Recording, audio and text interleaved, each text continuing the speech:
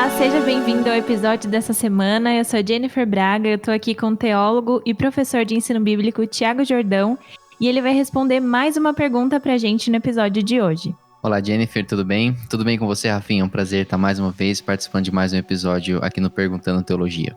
Tudo bem, Thiago? Tudo bem por aqui. Thiago, então vamos entrar na nossa pergunta dessa semana. A pergunta de forma geral é: existe o livre-arbítrio?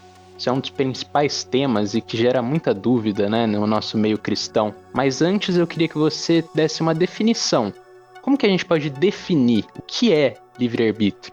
Então, Rafinha, é importante a gente, sobre esse tema, desde o início já avisar nossos ouvintes que é inviável a gente conseguir abraçar todas as questões que envolvem o livre-arbítrio dentro de um episódio, né? Então, acho que a nossa proposta aqui é responder as perguntas de acordo com aquilo que elas vão surgindo, e esse tema do livre-arbítrio, aquilo que nós vamos falar hoje aqui, ele certamente vai levantar diversas outras perguntas, e é importante, desde o início, deixar claro que a gente não vai conseguir falar sobre todas elas nesse episódio, mas que, claro, tem a possibilidade da gente, na medida que os ouvintes desejarem e manifestar esse interesse, a gente trazer novas facetas da questão do livre-arbítrio, tratar essas outras perguntas que vão surgindo conforme a gente fala do tema. Bom, a expressão livre-arbítrio, ela surge ali no final do Império Romano, que é a ideia justamente de que quando se começa a construir, né, aquelas estradas dentro do império que estão conectando o império, as pessoas buscam informações sobre como que elas chegam de um local a outro. Em alguns momentos, em algumas situações,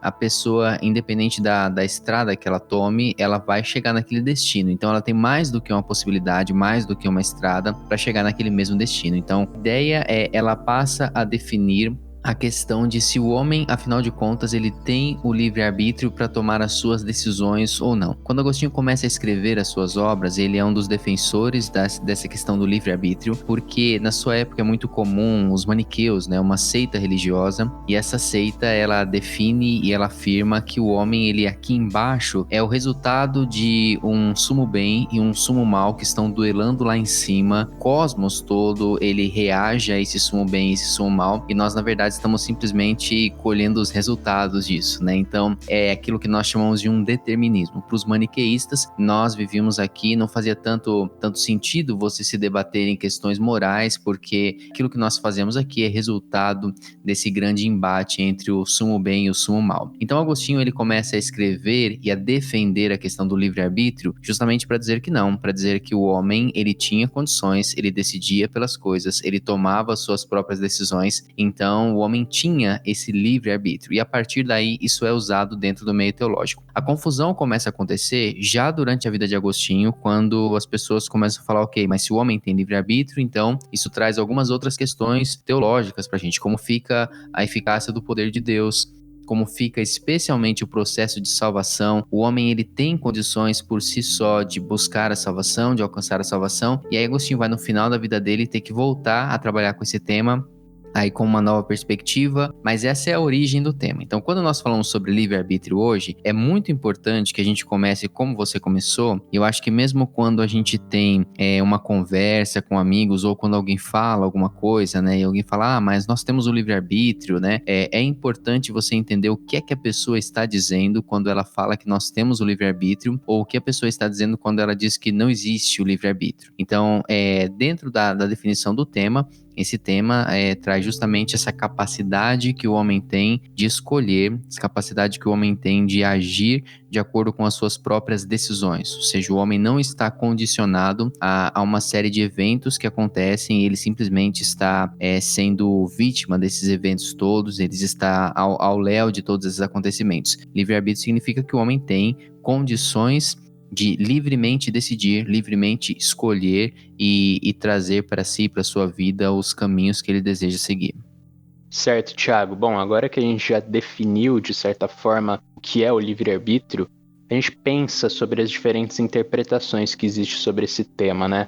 E existe uma corrente forte de pensamento que separa, né, o livre-arbítrio antes da queda do homem e depois da queda do homem. Como que a gente pode interpretar essa corrente? Ela é a corrente correta? A gente precisa, de fato, fazer essa diferenciação, né? Fazer essa distinção entre o homem antes da queda e depois da queda. Quando nós lemos sobre a criação, a gente vê que o homem foi criado à imagem e à semelhança de Deus. E é claro que também existe todo um debate acerca do que exatamente significa, mas algumas coisas ficam muito claras para nós quando, a princípio, a gente observa que não é dito sobre nenhuma outra parte da criação que ela teria sido feita à imagem e semelhança de Deus, e isso é dito a respeito dos homens. Então, uma das formas mais básicas que a gente tem de saber o que significa imagem e semelhança de Deus é observando a diferença que existe entre o ser humano e o restante da criação. E a gente percebe algumas diferenças, como por exemplo, o homem é um ser racional, né? O restante da criação não. São seres que têm a sua inteligência, mas não racional como o homem tem. O homem, ele recebe ordem de governar, o restante da criação não recebe essa ordem, então o homem ele tem essa capacidade de dominar sobre o restante da criação. E o homem também tem aquilo que nós chamamos de uma capacidade moral, ou seja, o homem sabe distinguir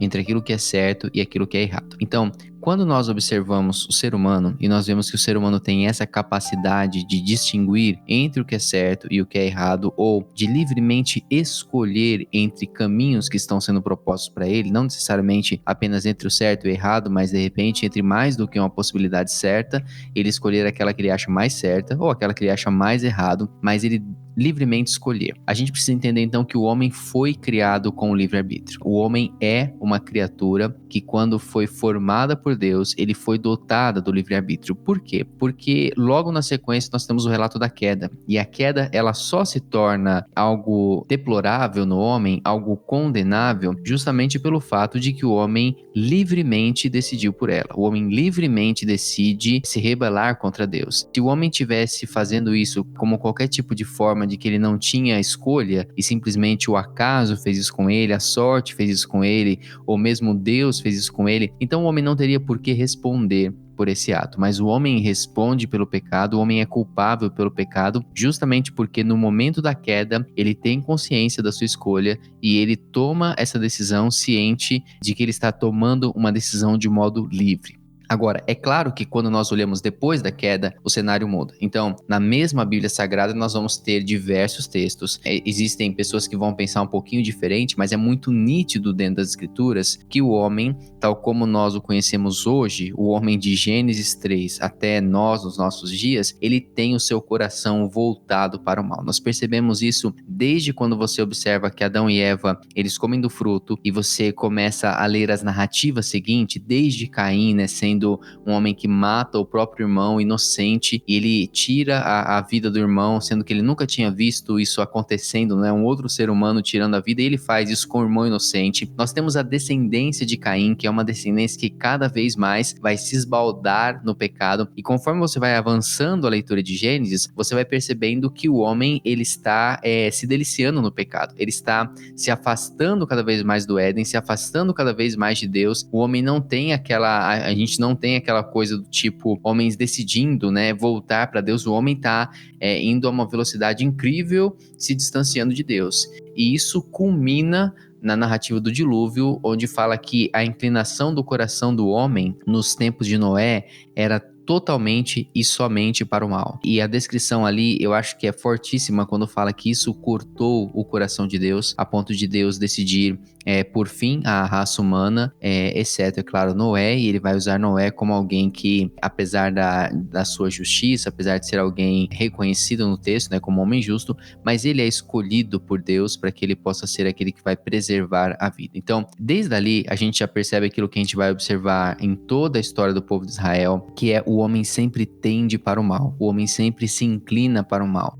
Então, o que nós encontramos na Bíblia quando a gente começa a observar uma porção de textos, como por exemplo, Isaías falando no capítulo 53, que todos nós andávamos desgarrados como ovelhas, cada um se desviava pelo seu caminho, cada um vai pelo seu caminho, mas está todo mundo se desviando, está todo mundo longe de Deus. Quando nós vemos Paulo falando em Romanos, especialmente no capítulo 7, né, acho que é o texto mais icônico que nós temos dele dizendo: o bem que eu quero fazer eu não consigo fazer, o mal que eu não quero fazer, esse eu faço o tempo todo, então eu sou um homem miserável, miserável homem que sou. Então, em todo esse contexto, quando a gente começa a perceber, fica nítido dentro das escrituras de Gênesis 3 até os nossos dias, que o homem, sim, ele tem essa capacidade de escolha, mas essa capacidade de escolha, ela sempre vai conduzir o homem para o mal. E daí vem a pergunta pra gente até que ponto esse arbítrio é tão livre, assim como nós estamos colocando, não é? Especialmente no que diz respeito à salvação. A discussão se torna mais intensa porque a pergunta é, afinal de contas, o homem tem condições de decidir por Deus livremente?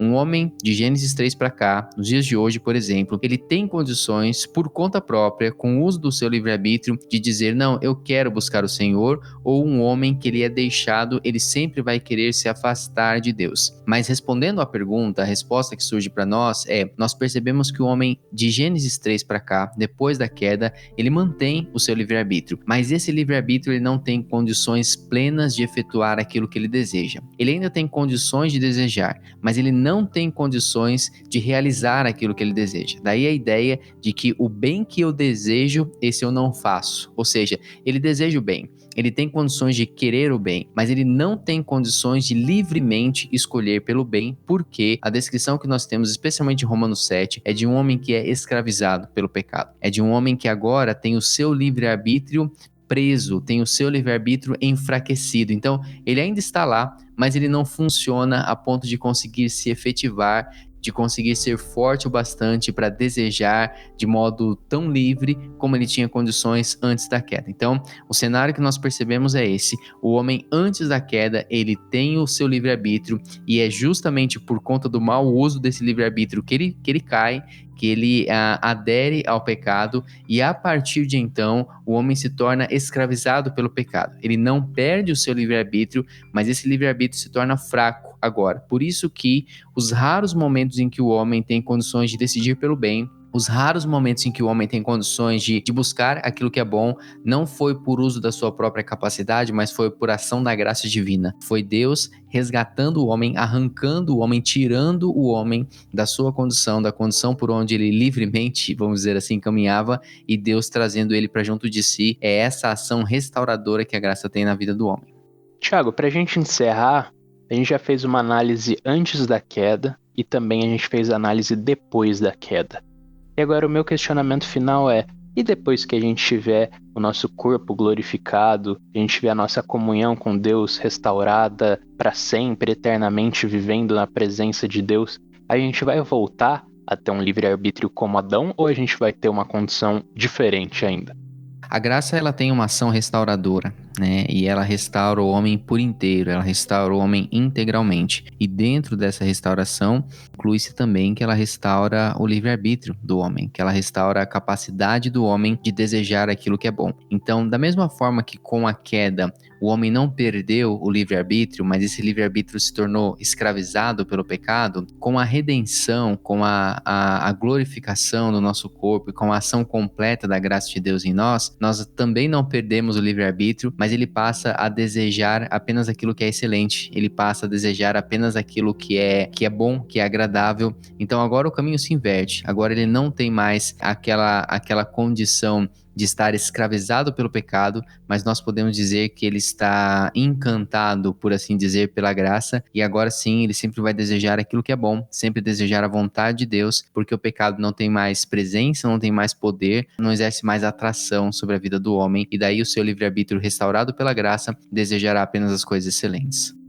Então, muito obrigada, Tiago, por responder mais uma questão, mais uma dúvida aqui do Perguntando Teologia. Agora um recadinho para os ouvintes. Queremos pedir para que vocês continuem mandando suas dúvidas através das redes sociais do Perguntando Teologia e lembrar vocês que o episódio sai toda sexta-feira de manhã. Agradecer por toda a audiência que vocês têm dado pra gente e também lembrar que tudo isso é pra gente tentar responder as questões de vocês e, através disso, glorificar a Deus, que é nosso propósito principal aqui do Perguntando Teologia. Muito obrigada e até semana que vem.